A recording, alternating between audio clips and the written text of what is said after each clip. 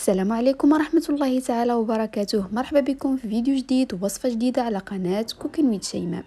اليوم ان شاء الله غنحضر معكم واحد الطرطة عائلية، كنتمنى انها تنال الاعجاب ديالكم. الا كنتوا اول مرة كتشاهدوا القناة ما تنساوش الضغط على زر الاشتراك وفعلوا الجرس باش يوصلكم كل جديد. بطبيعة الحال الى عجبكم المحتوى، بلا ما نطول عليكم نخليكم على المقادير وطريقة التحضير.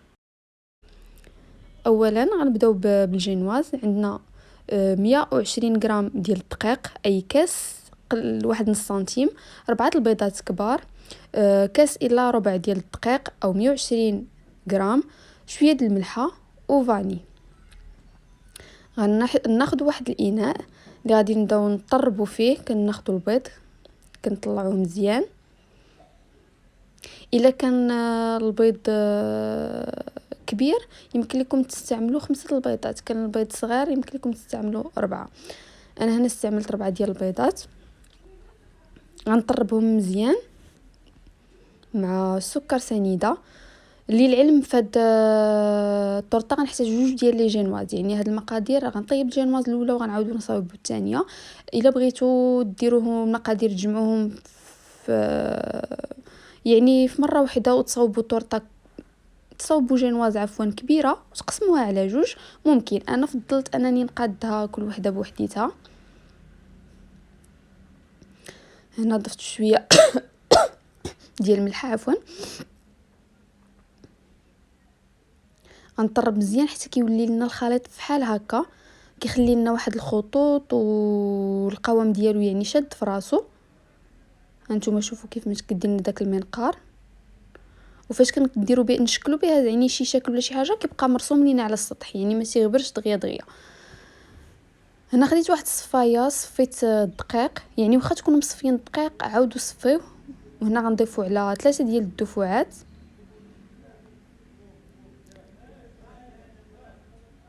انا غير مسرعه المقطع، يعني كندخلوا الدقيق في داك الخليط غير شويه بشويه، يعني باش ما يهبطش لينا البيض وما يهبطش لكم القوام ديال الخليط ديالكم.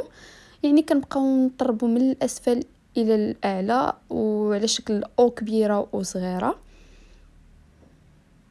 هانتوما كيف ما كتشوفوا انا راني مسرعه الفيديو، كنقولها ونعاودها، يعني راه كنخدم غير بشويه، غير الفيديو باش ما يجيكمش طويل راني مسرعه.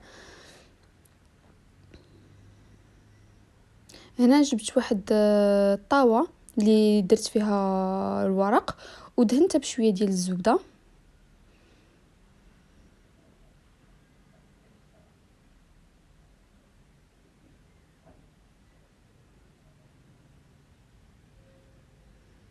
هنا كنبدا ايطالي داك الخليط في الطاوه القياس ديالها 30 على 40، يعني القياس ديال هاد الطورطه 30 على 40. هنا كنزدحها 2 زدحات لا غير باش ما يهبطش لينا الخليط. وغادي ندخلها الفرن اللي ديجا سخنته على 180 درجه وشعله من الفوق ومن التحت. انتم شوفوا كيفاش كتجي.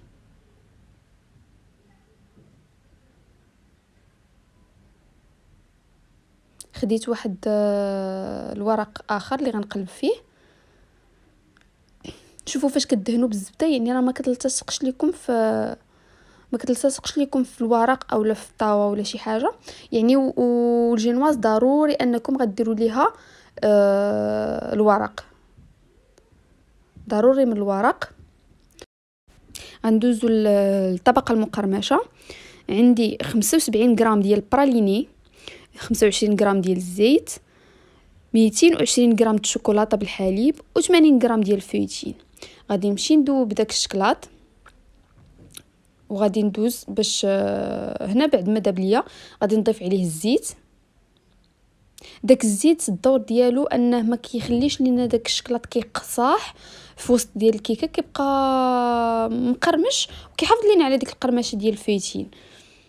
هنا غنطرب مزيان داك البراليني مع الجو كيكون بارد شويه كيكون عاقد. صافي غادي نخلطو حتى كيتجانس ليا الشكلاط مع الفيتين مع الزيت مزيان. غنضيف الفويتين. مني تجيبوه دخلوه واحد 15 ثانيه. الفرن يكون سخون باش كي واخا يكون شارب البروده كيعاود يتقرمش ليكم. هنا غادي نكمل نخلط داك الفيتين مع الشكلاط حتى كيتلبس ليا الفيتين كامل. وغادي ندوز درت داك الطرف ديال الجنواز في اطار وسقيته بشويه ديال السيرو ديال اللي معروف، كاس ديال الماء في نص كاس ديال الزيت، نص كاس عفوا ديال السكر. ما ديوش عليا راني دايخه. نص كاس ديال السكر مع كاس ديال الماء وكنخليهم حتى كيغليو مزيان صافي وكنحطوه يبرد. هنا حطيت داك الفيتي داك الطبقه المقرمشه فوق من الجنواز وغادي نبدا الايطاليها مزيان. هي خاصها تكون طبقه رقيقه، راه كاين اللي كيدير طبقه غليظه وكتجي كيقول لك لا ما جاتش مقرمشه. راه الطبقه المقرمشه خاصها تكون رقيقه، راه السر ديالها في داك الرق ديالها، حيت الا كانت غليظه كتبقى معجنه ما كتكونش ناشفه مزيان وما كتكونش مقرمشه. هنا غناخذ واحد 190 غرام ديال سنيده، غناخذ 18 غرام ديال الجيلاتين، 225 غرام ديال الكريمه و100 غرام ديال الحليب. غادي نشد واحد الكاسرونه غنوضع فيها هاد المكونات، غنوضع السكر مع الكريمه والحليب وغادي نوضعهم فوق النار حتى غادي يغلاو ليا مزيان، يعني كيغلاو كيندمجوا مع بعضياتهم وكتذوب ليا ديك السنيده كامله. من بعد غادي نضيف عليهم داك الجيلاتين بعد ما صفيته مزيان من الماء وغادي نخلط حتى كيذوب، يعني كنخلطو مزيان باش داك الجيلاتين كيذوب ليا كامل وما كيبقاوش ليا في الطريفات ديالو. وغادي ناخذ واحد جوج ديال لي بول، واحد فيه الشوكولاته البيضاء وواحد فيه الشوكولاته بالحليب. بالنسبه للشوكولاته الابيض عندي 210 غرام شوكولاته ابيض و210 غرام شوكولاته بالحليب. غادي نقسم عليهم داك الكميه اللي كاينه في الكاسرون وغادي نبدا نخلطهم حتى كيذوبوا مزيان.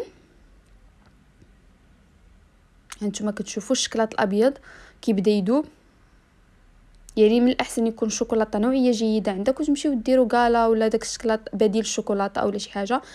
لا هنا استعملوا الشوكولاته الجيده اي شوكولا غيش. وهنا خديت الشوكولاته بالحليب يعني 210 غرام، وديك الكميه اللي عندنا في الكاسرونه كنقسمها عليهم بجوج. هنا غنخلي هاد الشيء يبرد وغادي ندوز باش نطلع واحد الكريمه. خديت 450 غرام ديال الكريمه كنمونطيها كامله. هنا الكريم فريش خاصها تكون ديال الطبخ تكون مسوسه ماشي الكريمه الحلوه. شوفوا بعد ما طلعتها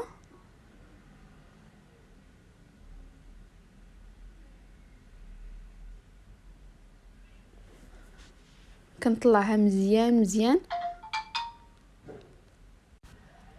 هنا بعد ما مونطيتها غناخذ النصف ديالها اي 225 غرام غنضيفوه على الجزء الاول اي الشكلاط الابيض. انتما انا كنعبر في الميزان 225 غرام وكنخلطوها حتى كتولي كتندمج وكيولي الملمس ديالها ناعم صراحه كتجي رائعه. هانتوما شوفوا كيفاش كتجي. وغناخذ النصف اللي بقى ليا وغنضيفو على الشكلاط بالحليب.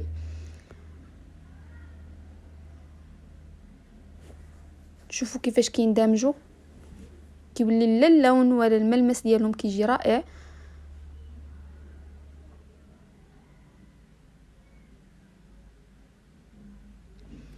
هنا جبت داك شوفوا الطبقه المقرمشه راه نشفات.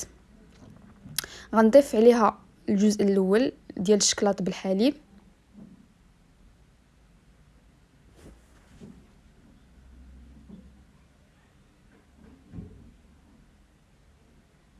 يعني هاد الكيكه راه كتجي كبيره، يمكن لكم ديروا غير نص ديال المقادير الا بغيتوا غير وحده صغيره صراحه ماشي مكلفه والمذاق ديالها كيجي زوين.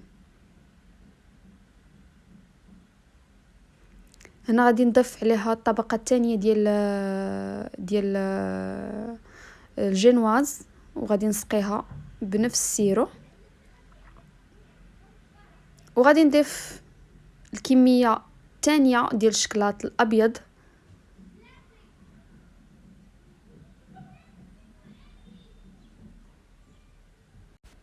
غادي نفرقها بشكل متساوي على الكيكه ديالي كامله.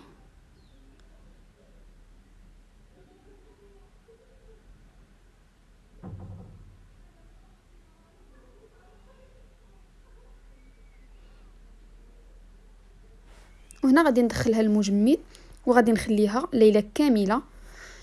هنا خديت الكلاصاج اللي عندنا، خديت 140 غرام ديال الشكلاط الابيض وورقه ديال الجيلاتين و100 غرام ديال الحليب المغلي. غليت الحليب مزيان حتى كتطلع فيه ديك الكشكوشه ديالو، وضعته على داك الشكلاط الابيض وورقه ديال الجيلاتين. هذا كيتسمى كلاصاج غابيد، يعني كلاصاج اللي كيوجد بسرعه. هنا بعد ما خرجت ديك الطورطه ديالي خليتها ليله كامله في المجمد، غادي نخوي فيها داك الكلاصاج.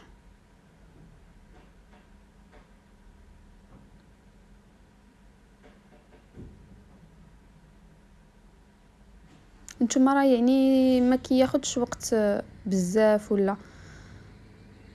وما تخويوش وهو سخون مباشره، خليوه يبرد واحد شويه، ما تخليوش يبرد عاوتاني حتى يجمد ليكم، وانما خليوه يبرد غير واحد 2 دقائق هكاك باش ما يحفرش ليكم الكيكه من الوسط. وغادي نرجعها نحطها في المجمد. هنا بعد ما خليتها واحد الساعه في المجمد حتى جمد ليا مزيان داك الكلاصاج، دزت باش نحيد ليها الاطار.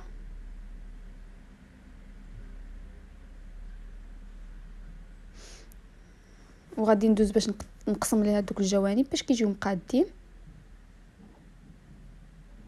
ومن الاحسن تاخذوا موس اللي ما يكونش على شكل منشار. انا ما توفرش عندي غير هذا المنشار هو اللي قطعت به. لو كان عندكم موس سامبل غيكون من الاحسن. والتزيين راه كيبقى على حسب الذوق ديالكم وعلى حسب الاختيار ديالكم. انا خديت واحد شويه ديال الكريمه، ضفت عليها الشكلاط الاسود صافي، وبديت كنزين، درت وريضات هكا. وانتم راه كيبقى لكم الاختيار، يمكن لكم تفنوا تبدعوا كيف ما بغيتوا. صراحه راه طورطه عائليه وغير مكلفه، ما فيهاش مقارنه بالمذاق ديالها راه ما فيهاش بزاف ديال المقادير.